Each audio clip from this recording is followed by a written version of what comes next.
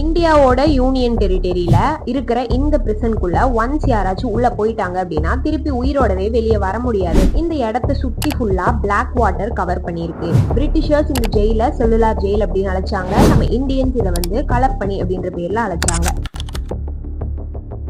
இந்த ஜெயில Britishers India கிட்டேயே கட்டி நம்ம இந்தியன் ரெவல்யூஷனரிஸே உள்ள போட்டு டார்ச்சர் பண்ணிருக்காங்க. இந்த ஜெயில பிரிட்டிஷர்ஸ் இந்தியன்ஸ்க்கு இண்டிபெண்டன்ஸ் கிடைக்க கூடாது, அதுக்காக அவங்கள தடுக்கிறதுக்காக கட்டினாலும் இந்த ஜெயில்னாலேயே ரொம்ப சீக்கிரமே நம்மளுக்கு இண்டிபெண்டன்ஸும் கிடைச்சிச்சு. அந்த ஸ்டோரி என்ன அப்படின்ட்டு இந்த வீடியோல பார்ப்போம். இந்த மாதிரி நீங்க ஹிஸ்டரி அண்ட் ஆர்கியாலஜி ரிலேட்டடா கான்டென்ட்லாம் மிஸ் பண்ணாம பார்க்க மறக்காம சேனல் வந்து சப்ஸ்கிரைப் பண்ணிக்கோங்க. இந்த செல்லுலார் ஜெயில் அந்தமான் நிக்கோபாரோட கேபிட்டலான போர்ட் பிளேயர்ல லொக்கேட் ஆயிருக்கு. கிட்டத்தட்ட 1300 கிலோமீட்டர் மெயின்லேண்ட் ஆஃப் இந்தியால இருந்து தள்ளி இருக்கு. 3 நாள் மேல கடல் கடந்து யாராச்சும் அங்க போயிட்டாங்க அப்படின்னாவே அது வந்து அவங்களோட ஃபேமிலி ஐடென்டிட்டி எல்லாமே லாஸ் பண்ணி அவங்க வந்து அங்க போயிடுறாங்க. திருப்பி அவங்களால உயிரோட வர முடியாது. இந்தியாவோட இண்டிபெண்டன்ஸ்க்கு ஒரு மேஜர் ட்ரிகரா இருந்த ரிவால்ட் தான் ரிவால்ட் ஆஃப் 1857. இந்த ரிவால்ட்டுக்கு அப்புறம் தான் பிரிட்டிஷர்ஸ்க்கு ஒன்று புரியுது, இதுக்கப்புறம் இந்தியன்ஸ் வந்து நம்ம பார்த்து பயப்பட மாட்டாங்க. அதுக்கப்புறமும் நிறைய ரிபல்ஸ் வந்து ரைஸ் ஆயிட்டே இருக்கு. அதனால இந்தியாக்குள்ள இருக்கிற ஜெயில் எல்லாமே டக்குன்னு ஃபில் ஆயிருது.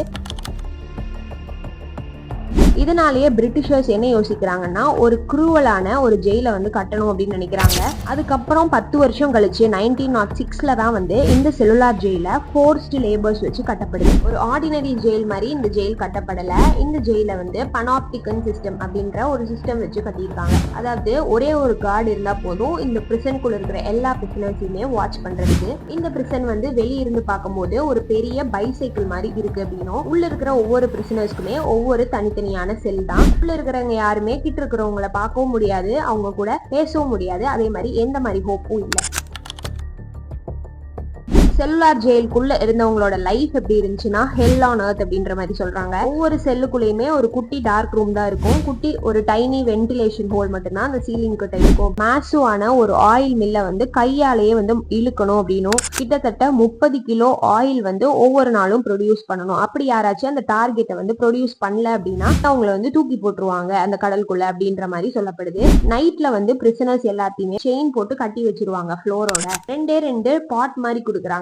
அதுல ஒண்ணு வந்து நம்ம வந்து தண்ணி குடிச்சுக்கிறதுக்கு, இன்னொன்னு வந்து டாய்லெட்டா யூஸ் பண்ணிக்கணும் அப்படின்ட்டு.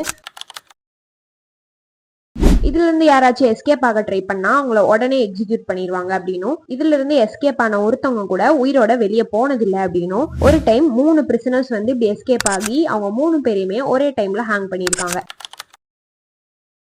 இதை வந்து எப்படியாச்சும் தடுக்கணும் அப்படின்ட்டு 1932ல உள்ள இருக்கிற பிரிசனர்ஸே வந்து ஒரு ஹங்கர் ஸ்ட்ரைக், அதாவது இதுக்கப்புறம் சாப்பிட மாட்டோம் அப்படின்ற மாதிரி ஒரு ஸ்ட்ரைக் பண்றாங்க. இந்த ஸ்ட்ரைக் வந்து ஒரு வருஷம் கழிச்சு ரொம்பவே மேசிவான ப்ரொடெஸ்ட் அவங்க வந்து ஒரு 45 நாள் வந்து சாப்பிடாம இருந்திருக்காங்க. இதனாலேயே பிரிட்டிஷர்ஸ் பயந்து அவங்களுக்கு கட்டாயப்படுத்தி சாப்பிட வச்சிருக்காங்க. டியூப் வழியா வந்து ஸ்டொமக்ல மூக்ல இவங்க எல்லாமே வந்து ஃபீட் பண்ணிருக்காங்க. இவங்களோட பாடிஸ் எல்லாமே வந்து ஒரு சாக்குல வந்து ஸ்டோனை வச்சு கட்டி அப்படியே வந்து கடல்லையும் தூக்கி போட்டுறாங்க.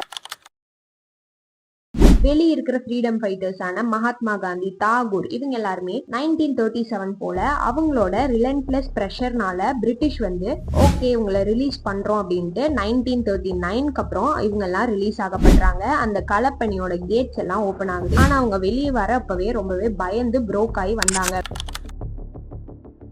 இன்னைக்கு இந்த இடம் ஒரு பிரிசனா இல்ல, ஒரு மெமோரியலா இருக்கு. களப்பணி அப்படின்றது ஒரு சாதாரண பிரிசன் இல்ல, இது நிறைய பேர்த்தோட உயிரை வந்து எடுத்திருக்கு. அதே மாதிரி ஒரு பெரிய கிரேவ் யார்டா இருந்திருக்கு, நிறைய பேர் இறக்கறதுக்கான ஒரு வெப்பனாவும் இருந்திருக்கு. ஆனா இவ்வளவு சாக்ரிஃபைஸ்க்கு அப்புறம் தான் இந்தியாவுக்கு ஃப்ரீடமும் கிடைச்சிருக்கு. இந்த செல்லுலார் ஜெயில் பத்தி உங்க ஒப்பீனியன் என்ன அப்படின்றத கமெண்ட்ல சொல்லுங்க. இந்த மாதிரி ஹிஸ்டரி அண்ட் ஆர்கியாலஜி ரிலேட்டடா கான்டென்ட்லாம் நீங்க மிஸ் பண்ணாம பார்க்க மறக்காம சேனலையும் சப்ஸ்கிரைப் பண்ணிக்கோங்க.